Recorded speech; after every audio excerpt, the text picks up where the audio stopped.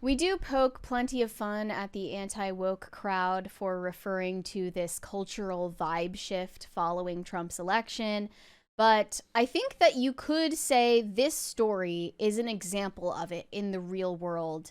And I was surprised to find out that it's actually true and not just a headline that was floating around. Disney reverses course, introducing first openly Christian character since 1996.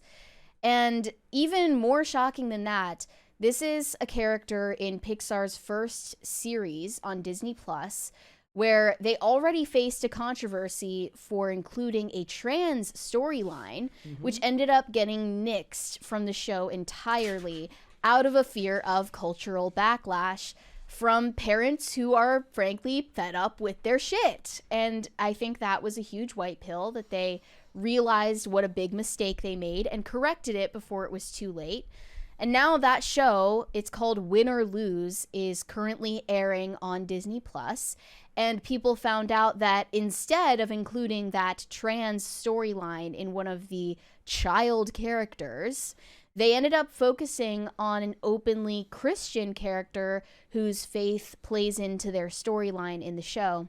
So I looked into this. It's a character named Lori in Win or Lose, depicted as a middle school softball player who leans on her Christian faith to navigate her struggles, including peer pressure, self-doubt, and expectations placed on her by her coach, who is also her dad. She is seen in prayer before stepping up to bat, and her room contains religious imagery, indicating that her faith is a central part of her story arc. And I think they also added that when she's introduced in their debut episode, she begins this scene with the words, "Heavenly Father," and there is an angel cutout in her bedroom. So as opposed to heavily featuring a child in the show that identifies as trans and using that to indoctrinate an audience of mainly children, they decided we're going to avoid that whole mess, like that car crash of a PR scandal, and pivot to focus on a theme of faith in the show, which is almost, it feels too choreographed. I mean, I'm wondering if they were going to include it to begin with, and they were going to have those characters interact with the trans character and turn it into a mess of modernity. But then how do you even edit around that? So the way that they've structured the show is that each episode focuses on a different character and their own life and their storyline. So I'm assuming that what they did is they just kind of took the focus away from the trans character as much as possible and then just got rid of that episode. Maybe. Completely. Yeah. Because I think they realized it was just not the vibe. But I guess the point of it is to focus on each character's own insecurities and their own internal struggle, and using sports as the conduit to do that. Is this a sign that they're trying to reverse course? I would have to know in at their what public point, image. I would have to know at what point that this character was implemented. If it was done after the fact, that would be a huge deal. Like, we didn't just get rid of this one storyline. We went the complete opposite direction. But my guess is this character was always going to be in it to begin with. It's strange, right, though? Like, they're trying to... It's like they're trying a little too hard to be nuanced. If they were going with the trans storyline and the faith storyline in the same series, like, you're pushing a little too far to be considered like nuanced and multifaceted. Like, it's a Pixar show. Yeah, it's not that serious. I mean, that depends on it depends on who you ask, right? If the idea is that they went too far, I don't know if that's necessarily true. The whole point is that it's a television show, which gives you more airtime. Like with a movie, I'd be like, cut it out. Like, you don't have the time. Like, get to the story, get to the meat and bones of the story, and tell whatever the overarching plot is. You know, you guys have struggled enough in the last few years just to make stuff. How about we like learn how to make a movie from start to finish again, and then we can worry about the nuance. But for a TV show, that's kind of the whole point a lot of the time, is to flesh out different characters and plots. So yeah, I think that another possibility is they see a new market has opened and they want to pander to it. Yeah, which is cynical, but seems to be true. Again, pragmatically, as I always say, you shouldn't be looking for authenticity from these companies. A company is not capable of being authentic at the scale of a Disney. When you've got branches in different countries, CEOs with people that answer to them, a boardroom, directors, all of these people, what it is it's like an amalgamation of ideas that have all been vetted and focus group tested. Yeah. And it's not like you're dealing with the Walt Disney of old whose ideals flowed through the brand. Now, at this point, you are just looking at a bunch of money-making opportunities that are being shepherded forward by executives and CEOs. Now, the question is, are you as a viewer or you as a consumer able to get something that you like out of that brand? Certainly that's possible, and you should push forward to try to get them to promote ideas that you want, but you should never go into any idea. You should never go into a brand the size of Disney looking for authenticity. You can talk about that when we're talking about something that's owned by one person who has ideas as to what they want their company to represent.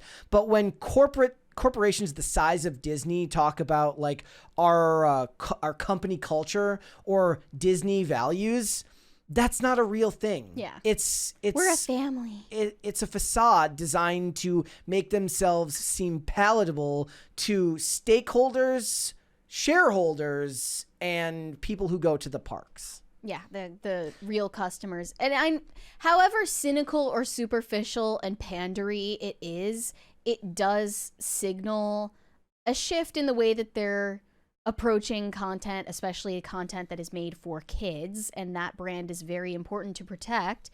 I wasn't able to tell, based on different claims, how long ago it had been since they featured a Christian character.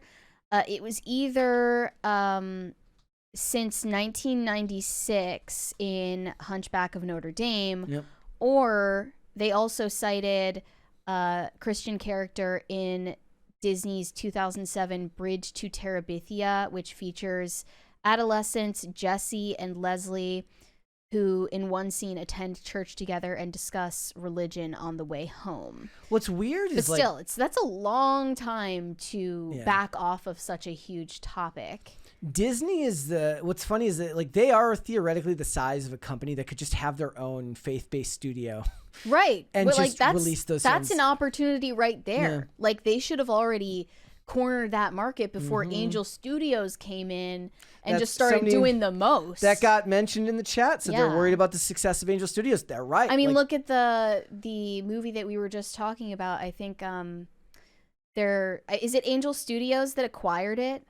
They acquired that movie about the Gospels. The animated movie for kids. Yes, they did. I don't know if they produced it. I don't know if they produced it, they but acquired they acquired it. Yeah. And Angel Studios is kind of the gold standard right now for as far as studios that are looking to make that type of content. And you're not going to have not everything's going to be a Sound of Freedom. No. You know, but which they passed up on as well. The fact, that's Disney passed up on that.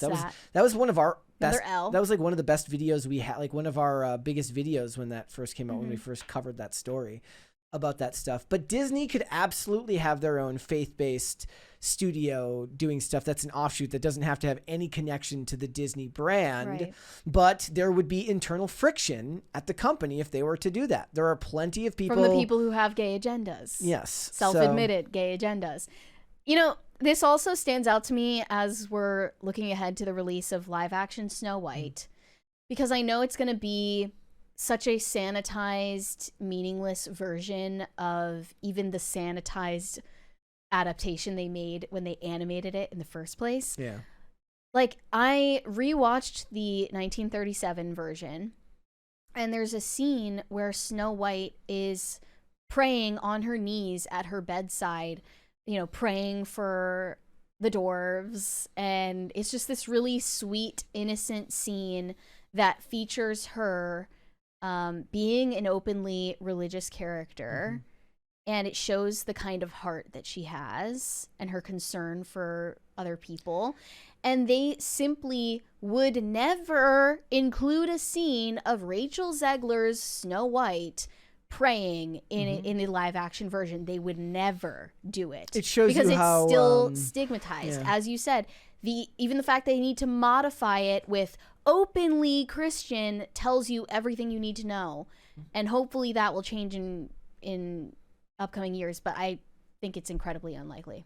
Yep. Back when the original was made, it just wouldn't even have been thought about because it was such a dominant part of the culture that nobody would have thought twice about it. Now you'd be shocked. Well, in let's face it, America has bent heavily into globalism and multiculturalism, and it's not a monolith. So when they, like I said, Disney is a corporation of such size that they focus group test everything, and they want to make sure that what they're making is as inoffensive as possible to the most people they can get to glom on to this project, right? So something like that, as innocuous as it might seem, for a company their size, it's just a requirement. But it's not just about avoiding offending different audiences and appealing to the global audience. Not just that. It's also a real stigma. And you look at the most recent Disney princess that they came up with. Her name was like Asha, right? Yes, from Wish. In Wish. Yes. That entire movie is like communist, atheist, Marxist propaganda through and through. Thank you. And I don't say that lightly. Like, I'm not being dramatic at all. I'm the one who's more likely to tell you that most of the time. Like, I wouldn't just throw that out there for no reason. Wish was entirely atheist, Marxist propaganda, tailor-made for children. And again, you would simply never see a Disney princess in current year praying to even a god, let alone like praying to the Christian. You would pray to the God. community. Like, right? She was like social workers in the community. Basically, that princess was her own god in that movie, if you deign to watch such a thing. Thanks for watching. Listen to full episodes of Pop Culture Crisis on Spotify. Keep up with us on social media and make sure you subscribe and ring that bell so you never miss the show. Bye, guys.